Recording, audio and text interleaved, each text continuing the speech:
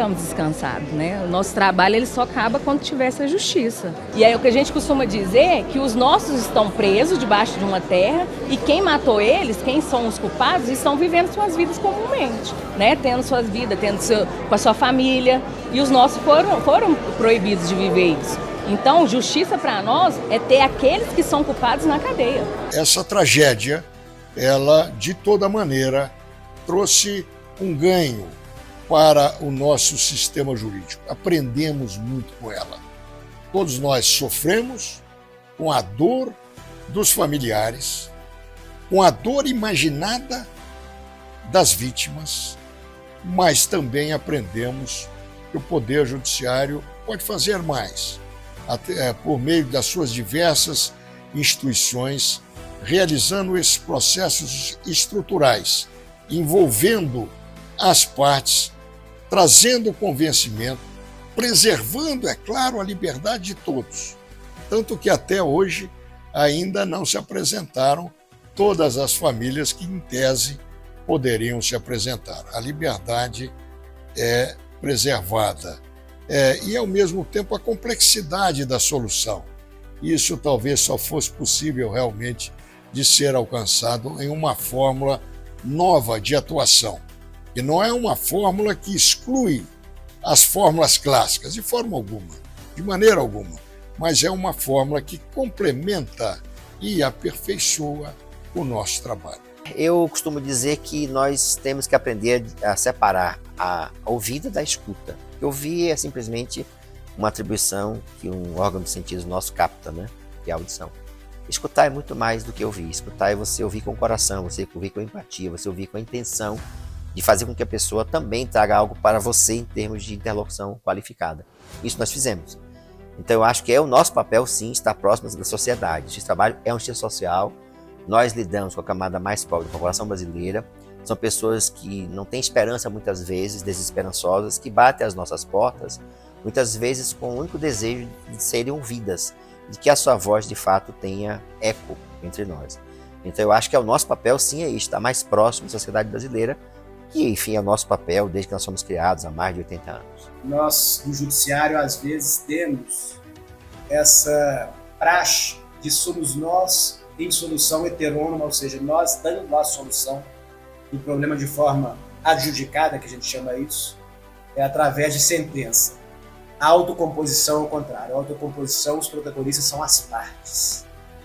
E o magistrado, numa posição de mediador e não de primeiro construtor da solução, ele tem que ter esse lado de empatia, de ouvir onde está a tônica das insatisfações e dos problemas para efetivamente tratá-los. Então, é um processo em que nós temos esse zelo de muito mais ouvir do que dizer. Eu fico muito orgulhosa da Justiça do Trabalho, de todas as soluções que a Justiça do Trabalho conseguiu dar, naquilo que a nossa competência permite. A gente deu resposta para todos os tipos de litígios que nos foram apresentados, e foram muitos, né? E a gente tem um trabalho bem diferente na questão do dano moral coletivo, que a gente ainda, desde a ação lá do acordo de 2019, a gente tem um comitê que a gente participa, e participa com os familiares. Então a gente conseguiu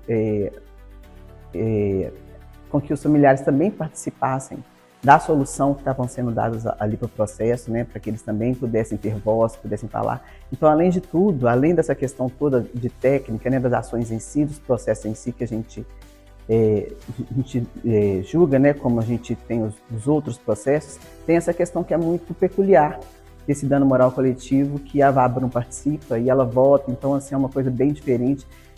Então, na minha opinião, assim, eu fico muito orgulhosa do Justiça do Trabalho a cada acontecimento que vem, né, deste acidente, que foi muito triste, que é um acidente que marcou a história do país, mas eu fico orgulhosa porque a gente conseguiu dar resposta para tudo, né, um tempo hábil, um tempo curto. Muitos acordos foram homologados, eu acho que é muito por conta desta vocação da Justiça do Trabalho para tentar solucionar os litígios com acordos. Então isso facilita e acaba que resolve mais rápido, e as pessoas conseguem, né, dentro do possível, retornar a vida a uma normalidade. E agora também conheci